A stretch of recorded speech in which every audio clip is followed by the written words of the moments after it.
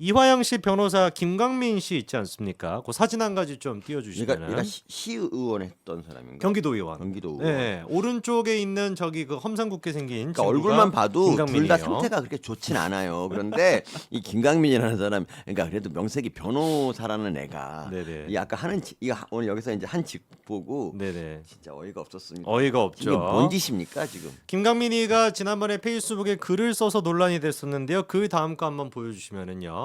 요거 여러분 다 기억나시죠? 쌍시옷에 비읍을 썼던 요건데 그러니까요.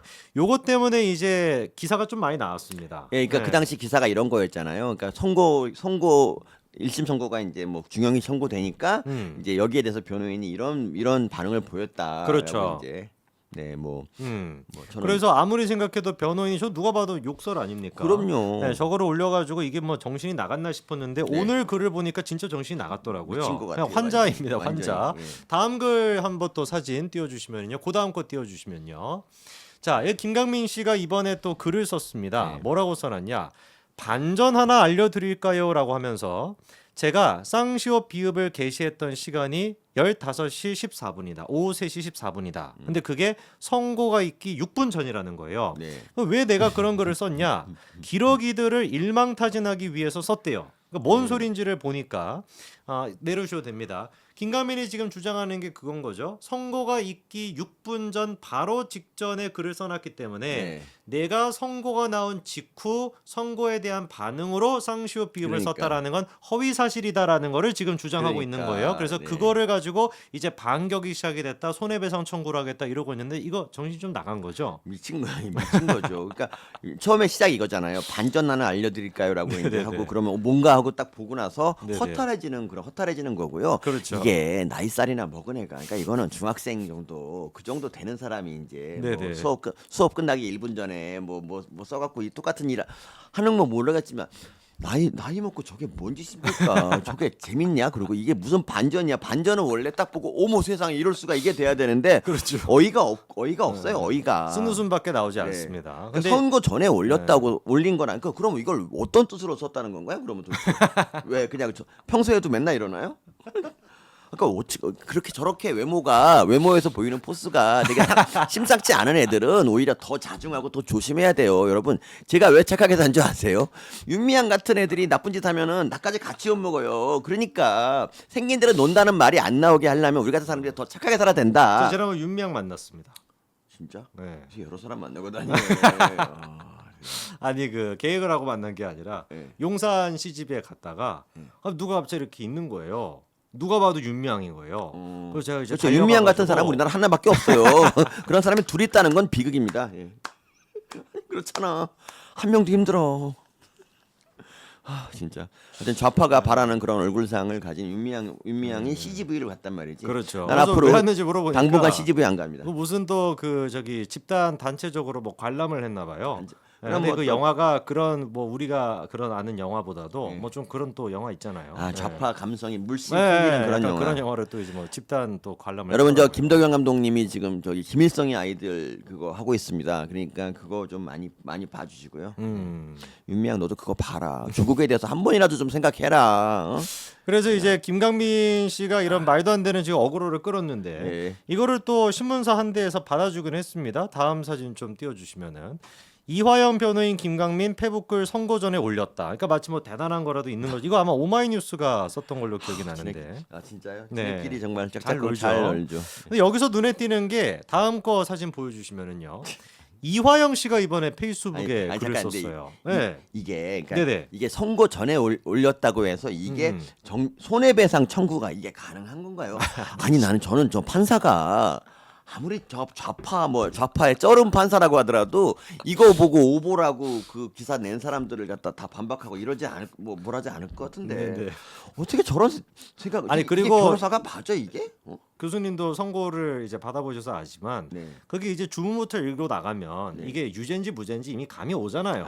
그럼요, 다 그러니까 이제 인정되죠. 유죄다라고 얘기하기 전부터 몇 년이다라고 얘기하기 전부터 다 그게 이미 앞서 알거든요. 그럼요. 그러니까 자기가 쌍시오 비읍이라고 쓴 거지. 예, 그때 네. 우리가 이제 새로 고침을 통해서 계속 이제 그 재판상을 보고 있었는데 속보가 이런 게 계속 나와요. 뭐 뇌물 뭐 인정이라도 인정. 증거인멸 교사 증거인멸 그렇죠. 인정 뭐 해갖고 나중에 결국 대북 선고까지도 인정되는 거예요. 그렇죠. 그러니까 이거는 중형이 될 수밖에 없죠, 당연히. 그렇죠. 누가 봐도 그냥 선고가 나오기 전에 선고 상황에 대해 가지고 욕설을 했다라는 게 포인트인데. 차라리 김강민 아들이 있으면 그냥 김강민 아들이 했다. 음. 아들이 이거 자기 페이스북에 했다. 이렇게 얘기하는 게 훨씬 더 그냥 그럴듯해요. 이거 뭔 짓입니까? 그렇습니다. 그래서 아까 전에 이화영 그 페이스북 글 한번 다시 띄워줘 보시겠습니까? 근데 이거 제가 보니까 눈에 띄었던 게 몇 가지가 있는데 일단 처음입니다.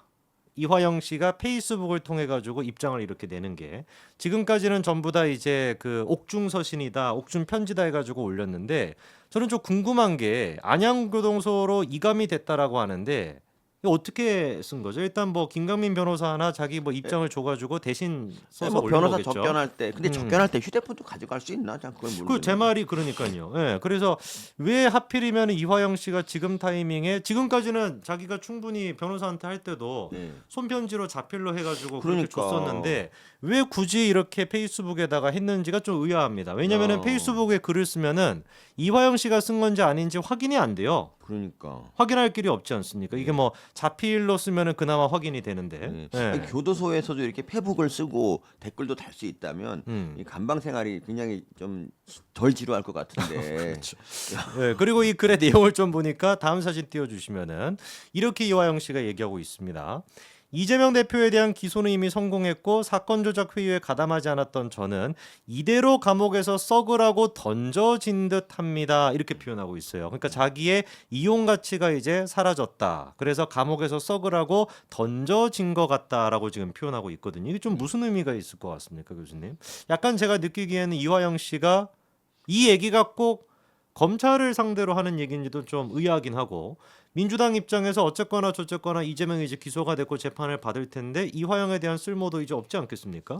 근데 대법원에서 항소를 했기 때문에 뭐 대법원의 형이 확정되지 않으면 음. 교도소로 안 가는데 안 가고 구치소에 가야 되는데 계속 있죠 구치소에. 근데 음. 교도소로 갔다 이런 건가? 전 잘 이해가 안 가는데 우리 음. 청주 간첩단 같은 경우도 바로 그냥 12년 징역 받고 수감됐었는데 모르겠어요. 뭐 던져졌든 뭐 어쨌든 간에 뭐 그래도 이화영이 나쁜 건 아니에요. 왜냐하면 구치소 있는 기간도 전부 형량으로 취급되기 그렇죠. 때문에 예. 뭐 어디 뭐 교도소가 더 나을 수도 있지 않나 오히려. 그럴 수도 있죠. 아 근데 그게- 교도소 근데 형이 확정되기 전까지는 구치소에 있지 않나요? 원래 그렇게 생각하는데 뭐 네. 왜 안양 교도소로 간다 그러는 거지? 글쎄 말입니다. 근데 저는 잘 모르겠는데. 그리고 또 눈에 띄는 게 다음 사진도 그냥 연달아 보여주시면은 근데 네. 검찰과 법무부는 그래요. 여기도 보면은 이런 게 있어요. 이화영 님이 3명과 함께 있습니다라고 돼 있는데 교수님 페이스북 하시니까 이 3명과 네네. 함께 있다라는 거 어떤 기능인지 아시잖아요. 태그하는 거 아닙니까? 그래서 그래? 누구를 태그했는지를 그래? 보니까 나 몰랐어. 모르셨습니까? 난 그래 그렇게 많이 있으시는데. 누가 같이 있다 그래갖고 나는 어, 둘이 어. 만났나 보다 했어요. 어. 근데 그게 아닌 거예요? 태그만 하면 되는 거야? 그렇죠.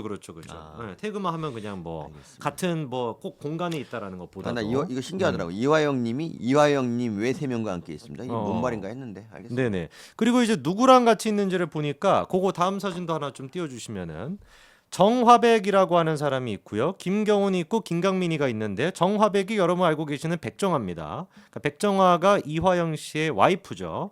와이프랑 같이 있다라고 표시를 했고 그리고 이제 김경훈이라고 하는 사람이 있는데 밑에 있는 김강민이 같은 경우는 변호사죠. 김강민 변호사. 근데 김경훈은 제가 처음 들어봤어요. 네. 김경훈이라고 하는 사람은 생전 처음 들어봐서 제가 페이스북을 좀 들어가 보니까 네네. 다음 사진도 좀 보여주시면은 와, 글 자체가 뭐 이런 얘기를 써놨습니다. 민주당 독재 당 대표 방탄 입법 독주 뭐 그냥 하나만한 또 소리 있고. 요거 보니까 음. 그러니까 이화영 같이 있는 게 이해가 되네. 그렇죠. 예, 예. 그리고 또 밑에 보니까 뭐 후쿠시마산 수산을 수입에 반대합니다라고 하면서 계도하는 후쿠시마산 수산물의 위험성 이러면서 뭐 또 개 얘기하고 있고요. 그 다음 사진도 보여주시면은 김경훈 씨가 하는 일이 뭔지를 보니까 이거 좀 청소업체를 하는 것 같더라고요. 청소업체 일을 하는 것 같은데 그 다음 사진도 좀 보여주시면은 이런 얘기가 있습니다. 용인시 처인구 아주 추운 새벽 저무는 달이라고 하면서 용인시 처인구의 밤하늘 사진을 찍어가지고 올렸는데 용인시 처인구 하면은 뭔가 좀 떠오르는 게 있으시죠?